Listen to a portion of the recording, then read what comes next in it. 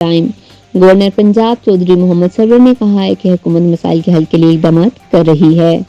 मजीद जानते हैं सैयद अमजद अली काज़मी की इस रिपोर्ट में। सूबे के तमाम शहरों, कस्बों और देहात में पीने के साफ पानी की फराहमी हमारा मिशन है, जिसके लिए भरपूर इकदाम किए जा रहे हैं। इन ख्यालात का इजहार उन्होंने ननकाना साहब की तहसील शाहकोट में मीडिया से गुफ्तगू करते हुए किया। उन्होंने कहा है कि हल्का NA 117 में 6 वाटर फिल्ट्रेशन प्लांट्स का आज इफ्तिताह किया जा रहा है।